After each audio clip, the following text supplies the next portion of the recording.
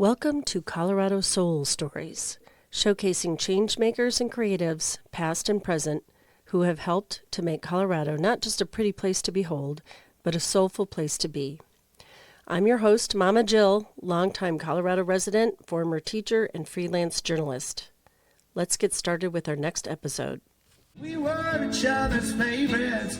We would always say, what if all that ever hurt just needed kerosene and everything looks beautiful and nothing's clean. We loaded up our minivan and we were headed for St. Louis and Chicago with our kids. Yeah. And we were coming past Lyman, and Reed says, "Hey, let's take the kids to the tower." We're driving along the highway. You see it as you're coming east. You see it before you hit the exit. We see all the cars. Yeah. We think we see people on top of the tower. Oh, yeah. So we're like, okay, let's do it. So we pull off, and the kids are like, "What are we doing?" Jerry standing at the door with the door open, like waving. Yeah. So you can't turn back because there he is, right? Yeah. So we took our kids through there, and our teenage kids were appalled, amazed, shocked. Yeah. They were just like, wow, where are we? That was Chandler Romeo with her husband Reed Weimer describing a visit to the Wonder Tower, a 100-year-old roadside attraction situated on one of the higher points of the Eastern Plains off of I-70. In their words as artists, this isolated structure resembles something like an art installation, a combination of human-scale folk art and immersive experience. Chandler speaks to her kids being both appalled and amazed. Well, in addition to a 65-foot viewing tower, the property's interior was a macabre exhibit of oddities, from a two-headed calf preserved in a jar to actual mammoth bones and arrowheads and rusty but sharp-looking farm implements hanging from the stone ceiling. It was a strange and weird encounter. In an age where experiences are cultivated and revered, this site is a must-do visit for anyone living in Colorado.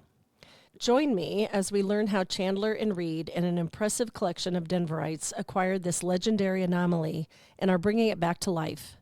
Then stay tuned for part 2 of my interview with this industrious couple as we discuss their progression as artists and how their real estate savvy helped to elevate the work of local Denver artists. As always, please subscribe, rate, and review the podcast. It helps keep us going. Thanks. Hi there. We are at Stewart Street Studios, and I have Chandler Romeo and Reed Weimer with me, who, in my view, are the king and queen of the Denver arts scene for many, many reasons, and we will go into that. They are also what I call accidental historic preservationists, and most recently that has culminated in purchasing with friends the Genoa World Wonderview Tower. Am I saying that right? The World's Wonderview Tower. World's Wonderview. Welcome, Reed and Chandler. Thank you. Thank you. How are you today? Doing well. You know, we got a promotion. You introduced us as the king and queen. Years ago, an art critic said that we were the Beatnik, Barbie, and Ken. Ooh, I like that better. Yeah. That's more original. But you kind of have been. We had our period of time, our era of significance, but not so much anymore. You know, our galleries all moved out to Lakewood, and we make art, but we're not running a scene ourselves anymore. Yeah. We will touch on the Navajo district. For people that don't know, the world's, so meaning it belongs to the world. Yes. Wonder View, meaning before perhaps smog, you could see 6 states from this tower that is 65 feet high. Yes. Yeah. And, you know, we will not confirm or deny that you can see the states. That's right. Maybe you can. Yeah. Hey, Dorothy and Toto over there in Kansas. So Genoa. Whoops, I gotta say Genoa. it right. It's pronounced Genoa. Noah, with the Noah on that, like Noah's Ark. Yes. Genoa, Colorado. Got to get that right. Because Genoa is how you say the Italian one, right? Correct. So you guys had been there many years ago. Yes. Genoa is about an hour away, hour and a half? East? Yeah, it's 100 miles east of Denver. Eastern Plains. On I-70. So I haven't been there in a long time. I had a friend that once a month he had a day off and we would go on an adventure somewhere. And he didn't tell me where we were going, and we're driving out that way. I'm like, what? And then the tower starts. I'm like, I wonder if that's where we're going. And it was. Jerry Chubbuck. Oh, that's the, okay. Yeah. Okay, so Jerry Chubbuck, so we drive up and there's all the old cars sitting there, which when we were driving up, I'm like, you didn't see how old they were. You thought, oh, other people are here. Then you find out they're filled with bottles and Yes. trinkets. Yes. But he was there and welcomed us in. And I remember walking into kind of a dark space, just filled, not unlike my house, filled head to toe, ceiling with farm implements and arrowheads. And as I wandered around, a jar with like a sheep with 2 heads. I'll never forget that. Did you guys see all that stuff yeah. too? Oh, yeah. Yeah, we had a similar experience in Okay. 2013. Okay. Reed had been to the tower before with a friend. He'd stopped through and he told me about it. And we'd loaded up our minivan and we were headed for St. Louis and Chicago with our kids. Yeah. And we were coming past Lyman, and Reed says, hey, let's take the kids to the tower. And I'm like, yeah. Same thing. We're driving along the highway. You see it as you're coming east. You see it before you hit the exit. We see all the cars. Yeah. We think we see people on top of the tower. Oh, yeah. So we're like, okay, let's do it. So we pull off, and the kids are like, what are we doing? So we pull up to the tower, just like you said. Yeah. Old cars full of bottles. Jerry standing at the door with the door open, like waving. Yeah. So you can't turn back because there he is, right? Yeah, I don't want to you hurt can't his feelings. You don't want to hurt his feelings. He's all by himself. Yeah, so on top of the tower, it was his dummies, wrapped in rags and cloth Oh my and God, everything. they were so weird. Yeah, so we had a very similar experience to yours. So we took our kids through there, and our teenage kids were appalled, amazed, shocked. Yeah. They were just like, wow, where are we? It kind of, It was it's like great. I hate to say it, but like a car accident where you can't look away. You have to just like go in and check it all out. I do remember, so it was Jerry. He reminded me, and a lot of people aren't going to know who this is, but from the Andy Griffith Show, Ernest D. Bass. For some reason, he reminded me of this character that was just a little off, kind of wearing worn out clothes, and was just a little goofy. But he was so nice and greeted us and told us, walk around and everything. And he would disappear, but then he'd like pop up. Did that happen to you too? Yes. Oh, yeah. He scared me. No, because we didn't know how he had that place set up when we first went in. Yeah. But, the house where they lived, the apartment, was, off to the side. So you would go in this one door and you could, wander through the whole place. Yeah. But he knew where you were, and he had his, like you said, points of re-entry. Okay, where- he did, right? yeah, He had 'cause his own little Yeah. doors. we went in, we looked at the 2-headed calf and the 6-legged pig and all that stuff, went up to the top of the tower, came back down, and we come back into the room where you come in. Yeah. And we're like, well, and the kids are like, we got to go. We Like we were ready to leave. Yes, yeah. And he says, oh, no, you can't go yet. You've only seen half of it. And We're good. he sent us off to the other direction. And when you would come out into this room, you're standing there, and it's a point when pretty much everyone thinks, oh, we should take a picture. And then suddenly there he was. Do you want me to take the picture for you? It's like, whoa, where did you come from? So, yeah. Oh, yeah, it was great. I mean, we have some good pictures. The expressions on their faces are priceless. Oh, Like, man. whoa. I might need to see those. Yeah. It was this, it was created in the late 20s. Is that correct? Yes. And kind of a roadside attraction. Well, it had started in the 20s as a gas station, and like there was a little cafe or something. There were buildings that were there before the tower itself. Oh, okay. Yeah, and Charles Gregory and Myrtle LeBeau proposed building this tower. There's a letter to the town of Genoa about we want to build this tower. And it was at this high point of the plains, Right. the first place that you see the Rocky Mountains when you're coming west into yeah. Colorado. And so they had this grandiose plan, and they built this tower on this high point. It's a half-mile west of the town. Okay. And that was maybe in the earlier 20s. They already had something established there. So we're actually coming up on the 100th anniversary. Oh, my God. it's hard to pinpoint the exact date that this all started. Yeah, I see that that's when you're planning on opening in the spring or so.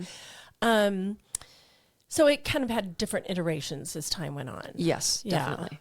All the stuff that was in there when what happened to all that?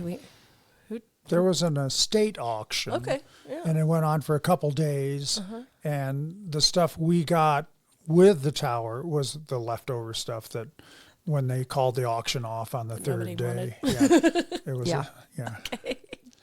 So the two-headed calf, it made its way elsewhere. Somebody wanted that. Yeah. Okay. The dinosaur bones, the bison, Arrowheads, the yeah. arrowheads, the valuable stuff. Yeah. Which is still. Do you think there were real dinosaur bones?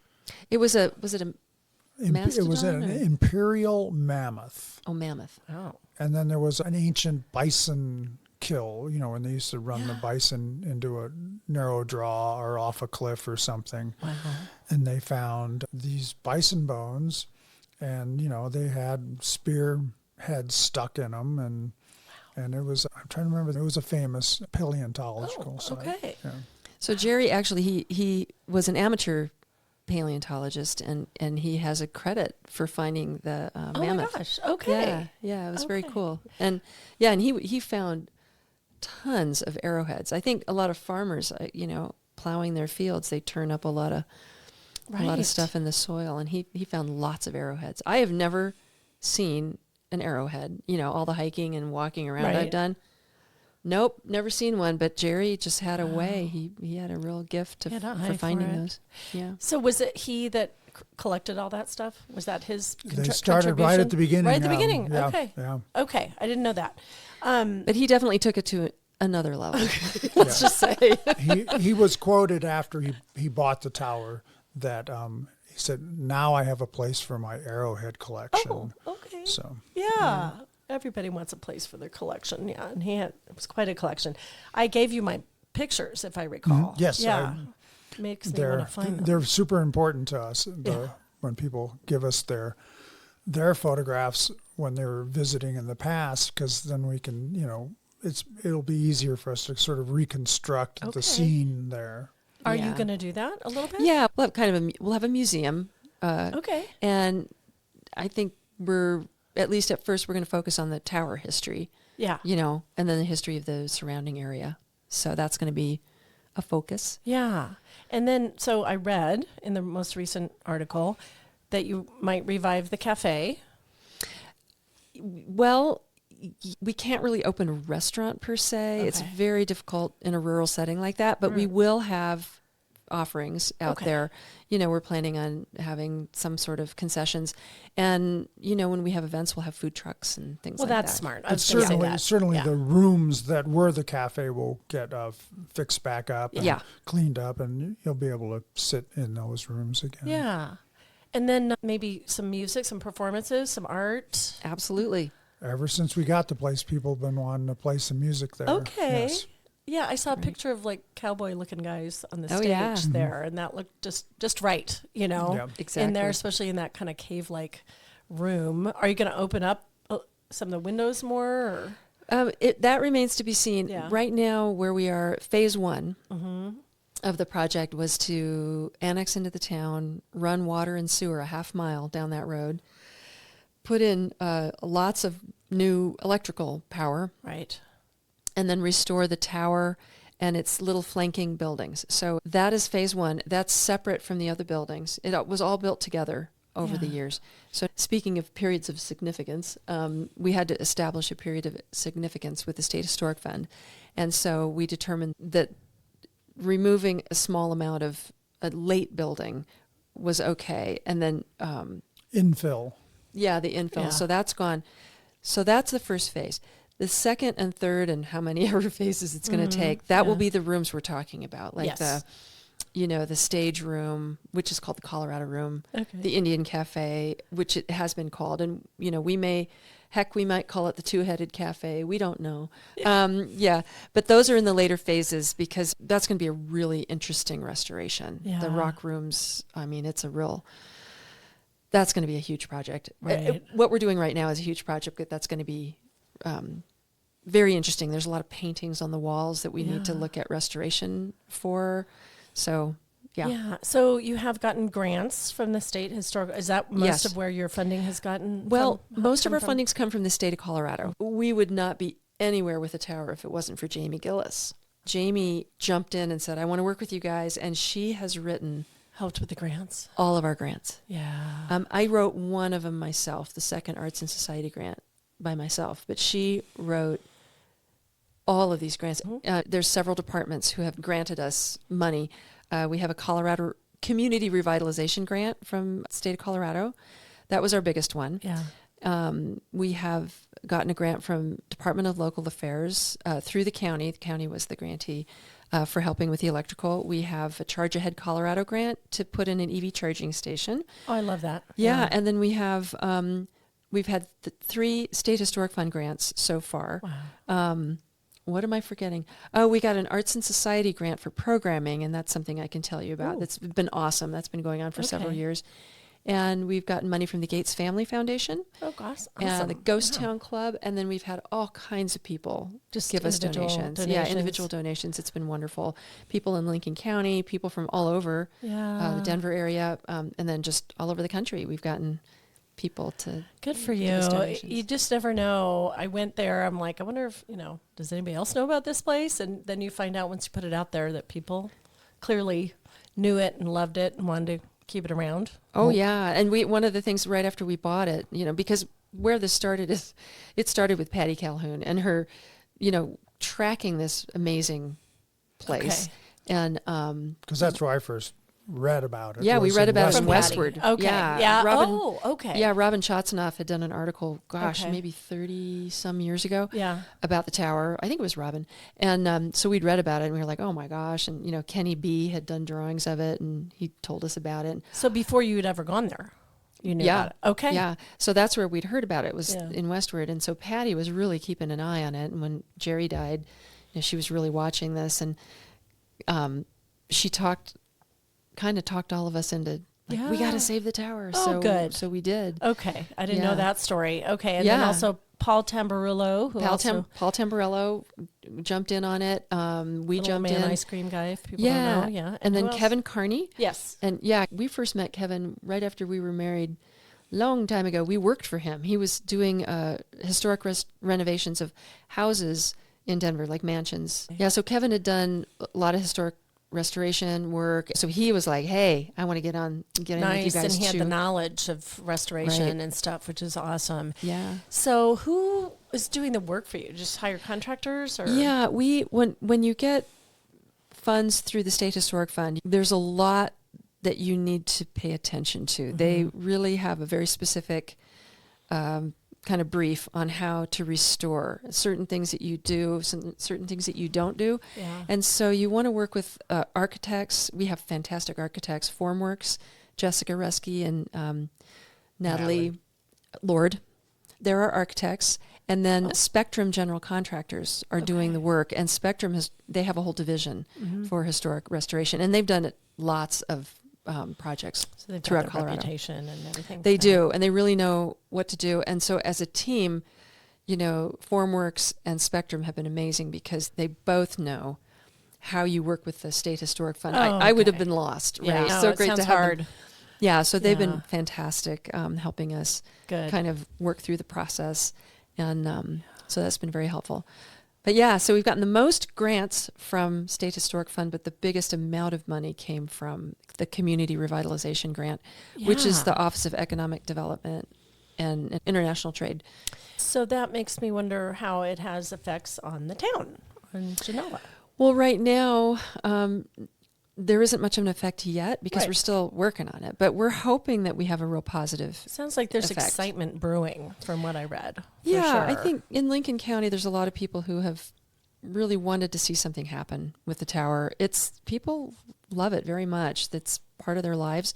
Town of Genoa is really small. There's 150 people or so in town, and there's no retail in the town at all. There's no gas station or grocery store or anything. So when we open, we'll be kind of the only retail thing going on, but we already know there's another family that's looking at opening something or, Okay. brainstorming, what type of a small business to open in the town, Yeah. which is so exciting. I mean, it's great. We're hoping that we will have that kind of a positive effect so that they'll have It more really things gets going my on. brain moving around because there's so many people, some that we know, that have left Denver for smaller towns, that has become a bit of a thing. So I wonder if the town might grow a little bit after this. It might, I mean, There's a chance it could. I mean, there are some vacant properties, some empty houses in town. It would be so cool to see them yeah, filled with people. occupied. Yeah. We've fixed up a couple other buildings. I was there. going to bring that up. I love that you so, bought the yeah. newspaper building. The Genoa Sentinel, it was the newspaper office building. It was built in 1926, and they had the newspaper office in the front of the building. It's a little flat-roofed red brick building with a storefront, glass storefront. And then behind the newspaper office is a 2-bedroom apartment.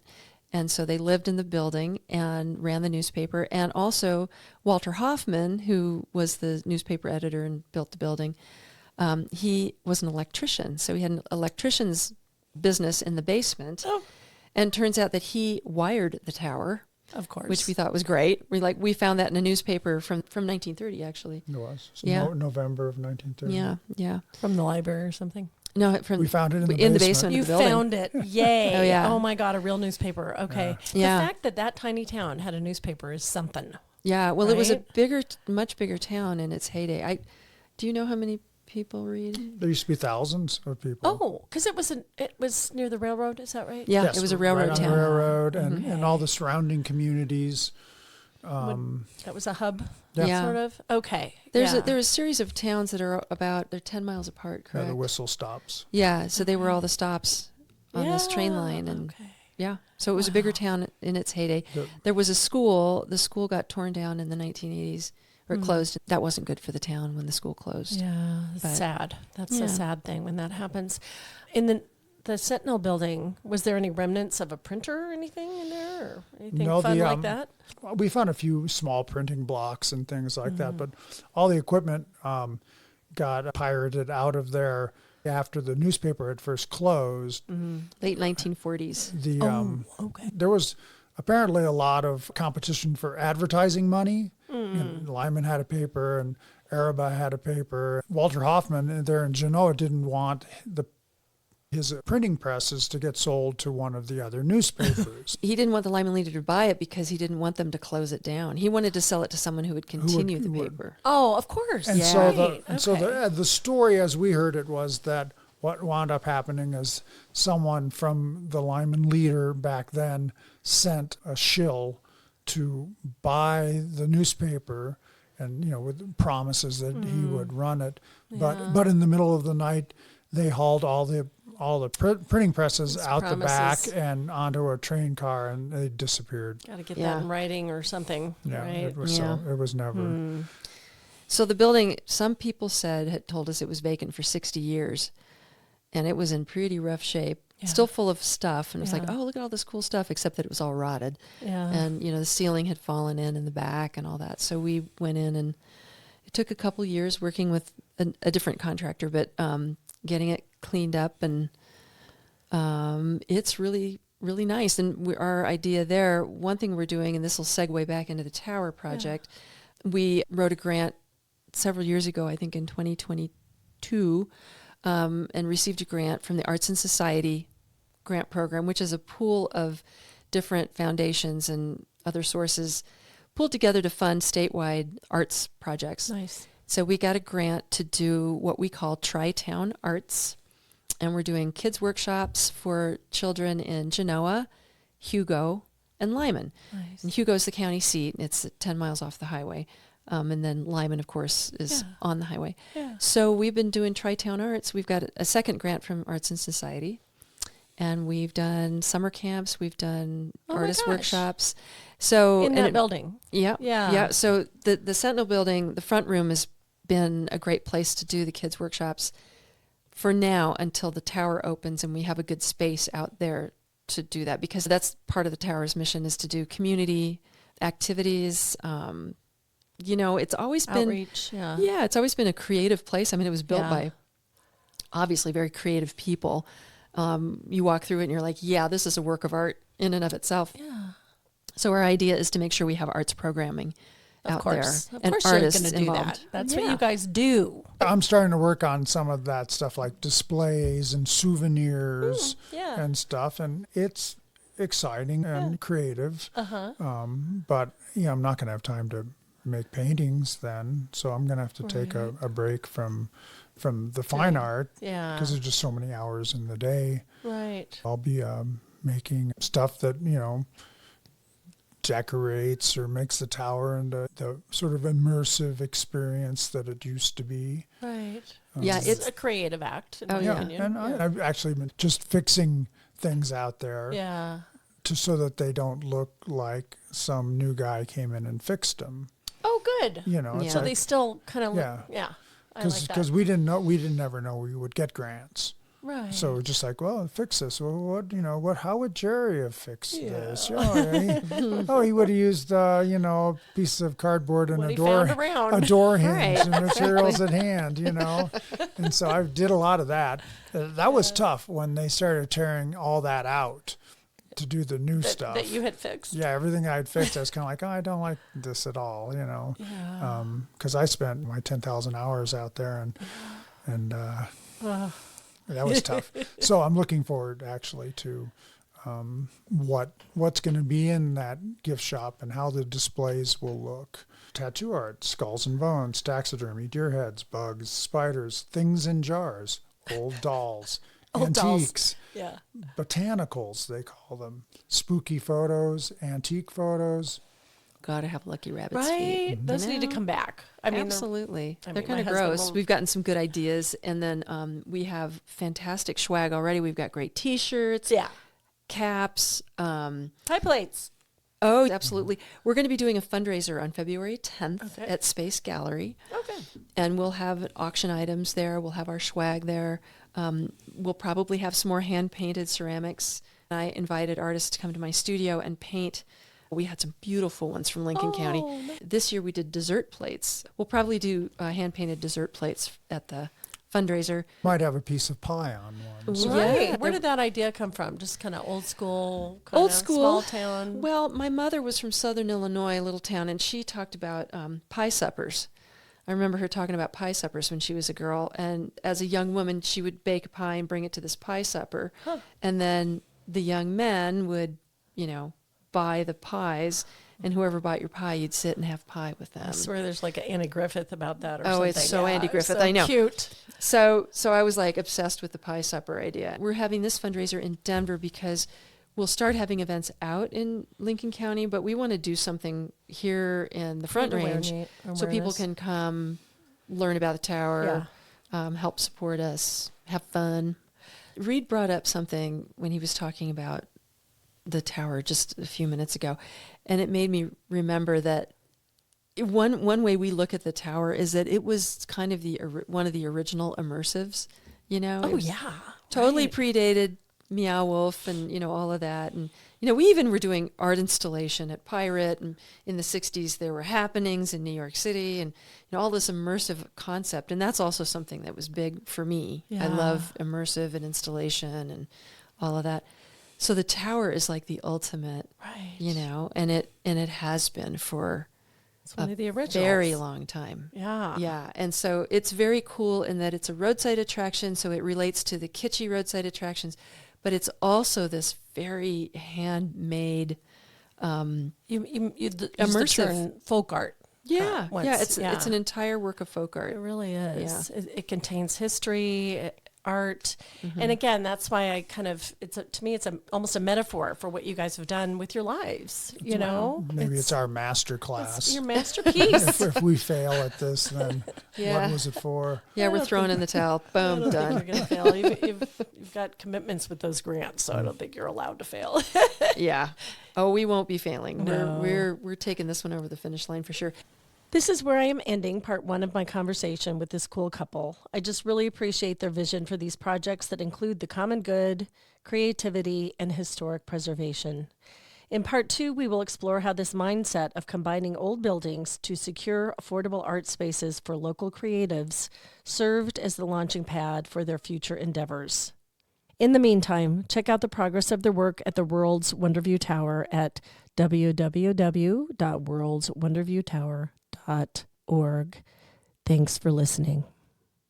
Welcome to Nude Foods Market, where we make plastic-free grocery shopping convenient, easy, joyful, and local. We have everything from produce, snacks, meat, and fresh bread to home care, body care, and ready-made meals. The big difference is that our deeply researched organic and local groceries come pre-packaged in returnable glass jars. You shop just like a regular store. The only difference is that instead of putting all that packaging into landfill when you're done with it, you bring it back to us to be reused hundreds more times. Visit our stores in Denver and Boulder and get $10 off your first shop. Go to nudefoodsmarket.com/COSOL to claim your coupon. We're locally owned, women-owned, and working hard to fix our broken food system, so hope you can pop in and check us out soon.